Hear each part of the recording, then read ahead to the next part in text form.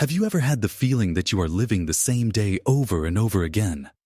Not just the routine of work and home, but the same internal struggles, the same frustrations, the same conversations playing out with different people. It's a subtle sense of being trapped on a carousel, where the scenery changes, but the circular journey remains identical. This feeling isn't your imagination. For most of humanity, it is the fundamental state of existence. You are living inside a program, a loop of cause and effect, orchestrated not by some external force, but by the deeply embedded patterns within your own consciousness. This loop, what ancient traditions like Vedanta called samsara, the cycle of death and rebirth, is not some mystical, far-off concept. It is a neurological and quantum reality playing out every second of your life. It's the reason you attract the same type of romantic partner, encounter the same financial struggles, or fight the same battles with your self-worth. Again and again, you believe you are making free choices, but in reality, you are an actor reading from a script written by your past. This script is stored in your subconscious mind, the vast, powerful operating system that governs over 95% of who you are. Your beliefs, your habits, your emotional reactions, your very perception of reality. Every choice you think you are making is, in fact, an unconscious reaction, a firing of old neural circuits that simply reinforces the person you were yesterday. But what if I told you that you hold the power not just to edit the script, but to tear it up entirely and write a new one? What if the key to liberation from this cycle isn't in fighting your reality, but in fundamentally changing the way you observe it? This is where the veil lifts, and we step into the profound intersection of modern science and ancient wisdom.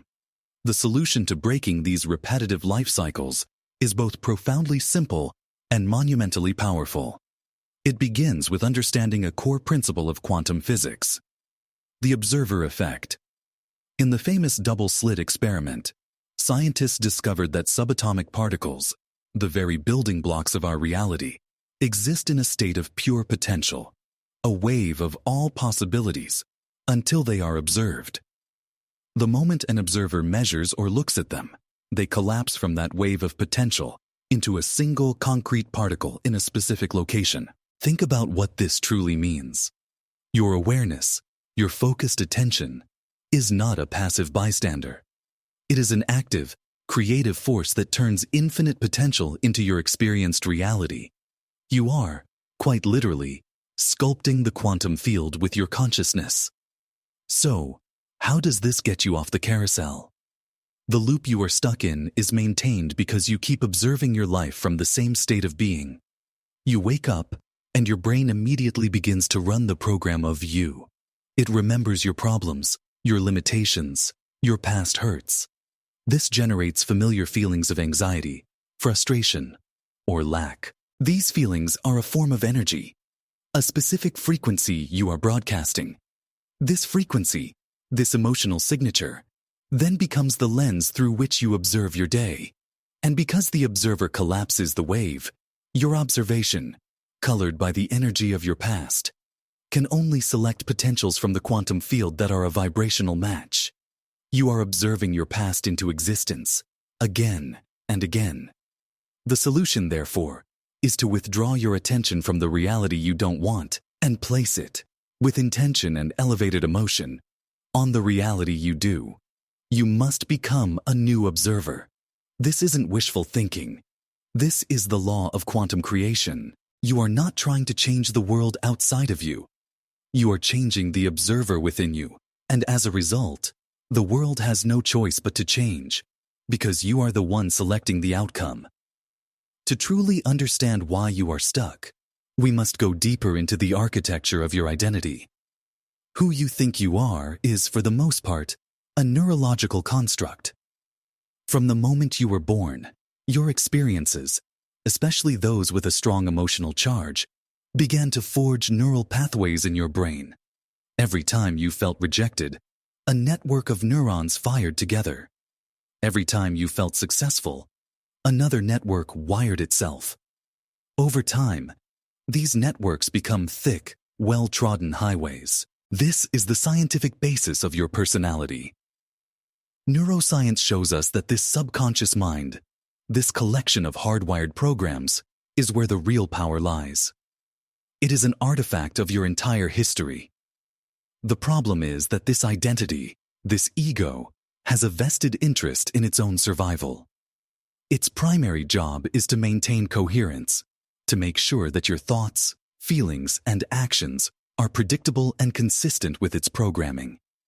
It functions like a filter, automatically deleting any information from your environment that doesn't fit its worldview.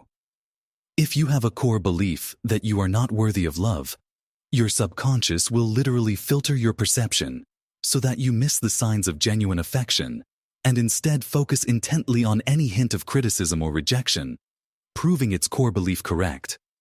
This is not a personal failure. It is a biological and neurological mechanism. You are broadcasting a signal of unworthiness, and your reality is simply resonating with that frequency, bringing you more experiences to validate that feeling.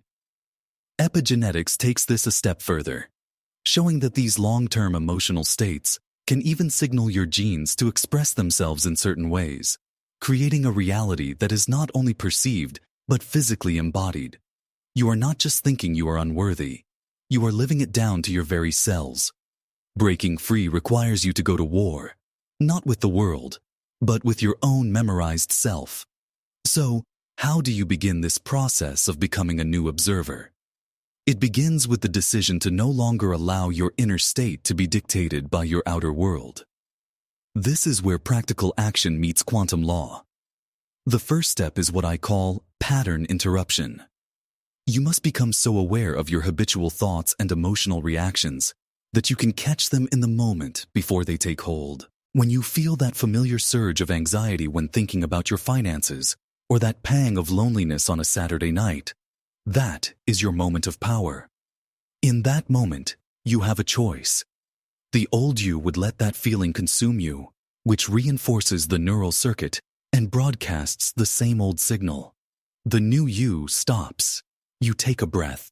You consciously acknowledge the feeling without becoming it.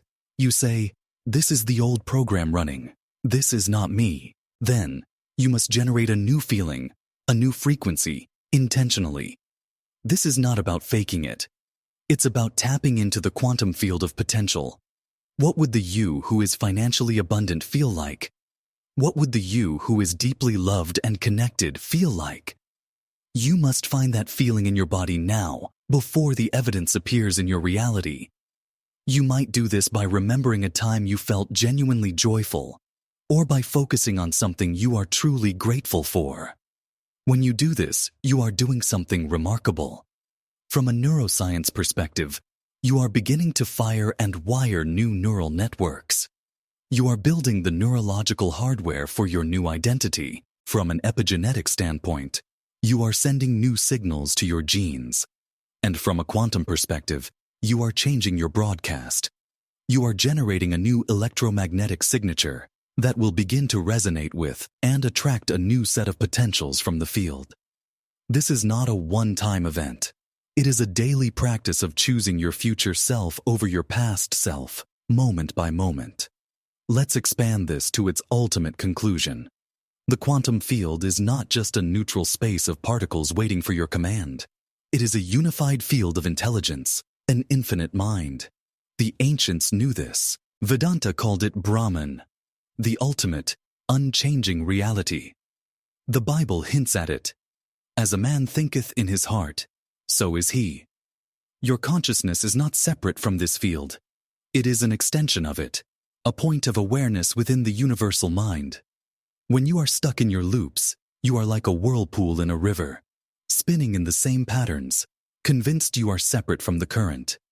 Your ego, your personal identity, creates this sense of separation.